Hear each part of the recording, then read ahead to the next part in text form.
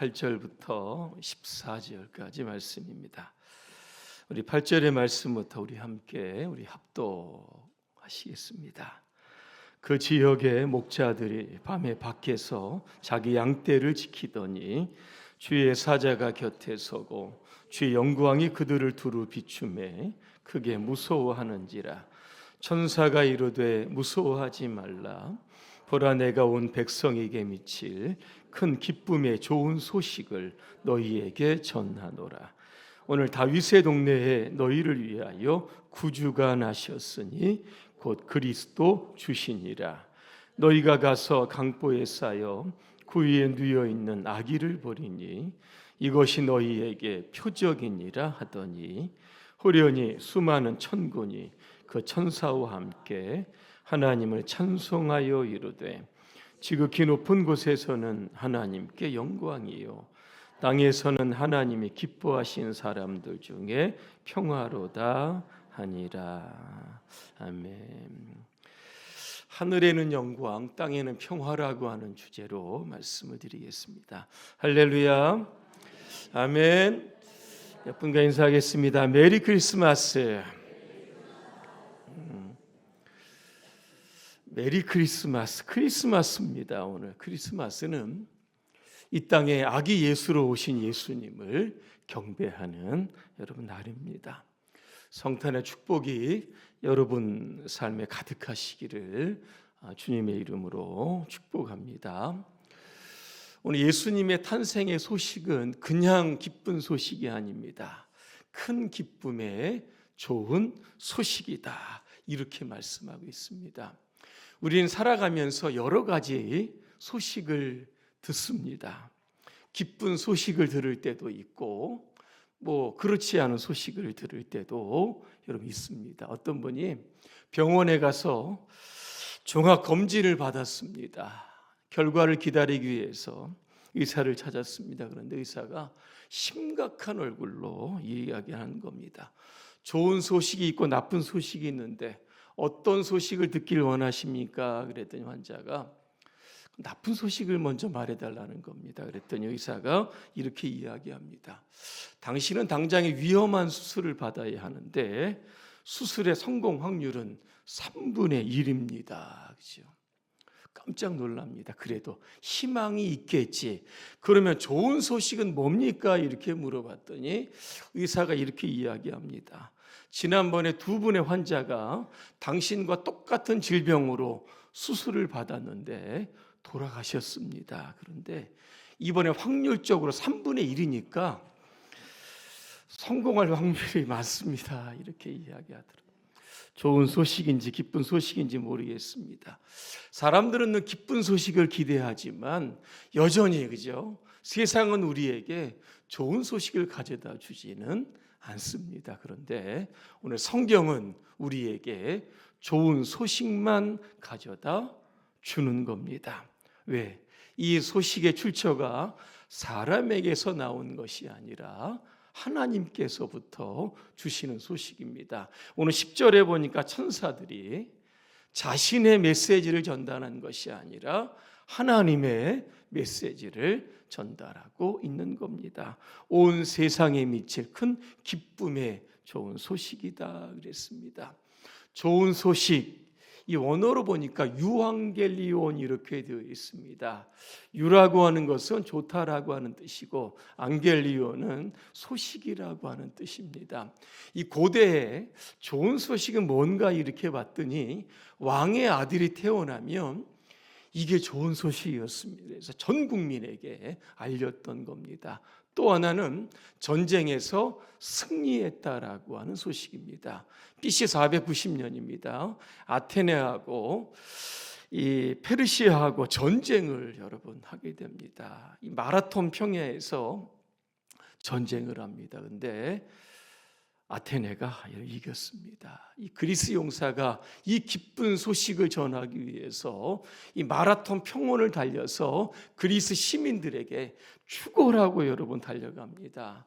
우리가 이겼다 이렇게 승전보를 전하고 그 자리에서 여러분 죽었다고 합니다. 이게 바로 마라톤의 유래가 되었다는 겁니다. 너무나 기쁜 소식이니까 정말 쉴 틈도 없이 달리고 또 달려서 그 승전보를 전했던 겁니다. 오늘 누가가 전하는 큰 기쁨의 좋은 소식은 무엇일까라고 하는 겁니다. 예수님의 탄생 소식입니다.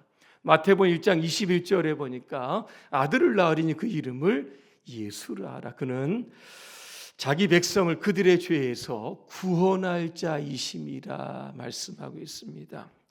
어떤 분이 며칠 전에 이런 질문을 합니다. 예수님 이 땅에 죽으러 오셨죠? 그렇게 말씀합니다. 맞습니까? 틀립니까?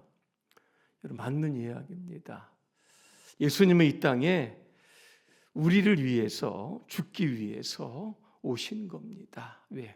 죄인을 의인으로 만들기 위해서 예수님 오늘 탄생하게 됐다라고 하는 겁니다. 세상에는 의인이 단 한 사람도 없는 겁니다. 모든 사람이 죄인이기 때문에 그 죄의 대가로 죽을 수밖에 없었던 겁니다.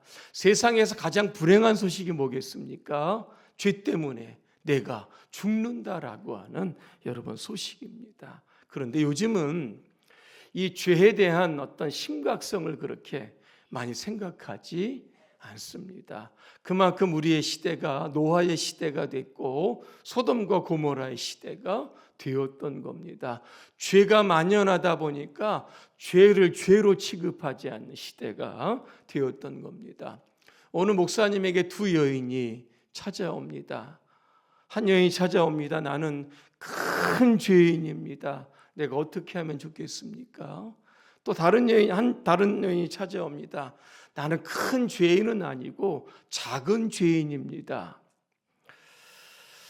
이때 목사님은 두 여인에게 이렇게 이야기했다고 합니다. 큰 죄를 지은 큰 죄인에게는 큰 돌을 가지고 오라고 이야기했고 작은 죄인에게는 작은 돌을 가지고 오라고 이야기했다고 합니다. 밖으로 나갑니다. 큰 죄를 지은 여인은 바윗돌만한 돌을 막 낑낑 메고 가지고 옵니다. 하지만 작은 죄를 지었다라고 하는 여인은 땅바닥에 있는 잔돌줄을 이리저리 주워서 잔뜩 가지고 왔다고 합니다. 목사님이 얘기합니다. 그 자리에 도로 갖다 놓으십시오. 그랬더니 이 큰 돌을 가지고 왔던 여인은 어디인지 분명히 아는 겁니다. 그런데 잔돌을 주웠던 여인은 이게 어디서 갖고 왔는지 자리를 찾지 못했다라고 하는 겁니다. 그때 목사님 이런 이야기를 했다고 합니다. 우리는 날마다 소소한 죄를 짓고 살아가는데 이를 죄라고 여기지 않으니까 내가 큰 죄인이 아니라 작은 죄인으로 살아가고 있다. 당신은 회개해야 된다. 이렇게 이야기했다고 합니다. 여러분, 사도 바울도 예수님을 만나기 전에는 자기를 의인이라고 생각을 합니다.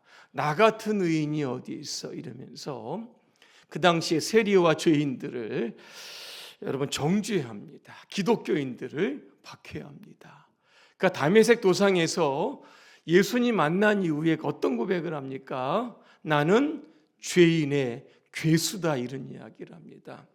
나는 죄인의 우두머리다 이런 고백을 하고 있는 겁니다. 우리 모두는 다 죄인입니다. 상대적으로 큰 죄인이 있고 작은 죄인이 어디에 여러분 있겠습니까? 우리 안에는 죄의 성품이 있기 때문에 원하지 않는 죄들을 얼마든지 우리는 여러분 질 수 있는 겁니다.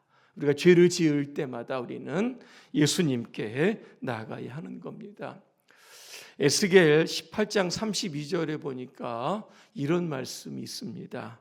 주 여호와의 말씀이니라 죽을 자가 죽는 것도 내가 기뻐하지 아니하노니 너희는 스스로 돌이켜 살지니라 그랬습니다. 죽을 죄를 지은 사람도 회개하고 살아야지. 이게 바로 하나님의 마음이라고 하는 겁니다. 이 세상의 가장 큰 기쁜 소식은 무엇일까? 예수 믿으면 죄사함 받고 구원받는다는 겁니다. 하나님의 자녀가 되고 천국의 시민권자로 살아가게 되는 겁니다. 이게 바로 천사가 오늘 이 시대에 저와 여러분에게 전해줄 가장 큰 기쁨의 좋은 소식인 줄로 믿습니다. 그 예수 믿는 사람들은 얼굴에 기쁨이 있고 마음에도 즐거움이 있어야 되는 겁니다. 왜? 죄에서 구원받은 기쁨이 우리 안에 있기 때문에 이것이 우리의 밖으로 드러나야 합니다. 14절에 보니까 땅에서는 하나님의 기뻐하심을 입은 사람들 중에 평화로다 그랬습니다. 누가 주님의 탄생을 기뻐할 수 있을까라고 하는 겁니다. 하나님의 은혜로 죄 문제 해결하고 죽음의 문제 해결했던 사람, 가장 기뻐해야 할 그러한 장본입니다. 여러분, 은혜를 카리스라고 하고 기쁨을 카라라고 이야기합니다. 우리 카라 찬양도 있습니다. 은혜와 기쁨은 어원이 여러분 같은 겁니다. 그죠?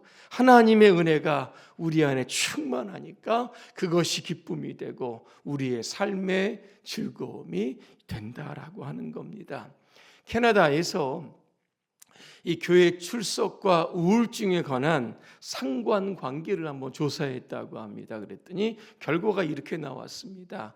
한 달에 최소한 한 번 이상 교회에 출석하는 사람은 그렇지 않은 사람보다 우울증 발생 비율이 22% 낮았다라고 하는 결과가 있었던 겁니다.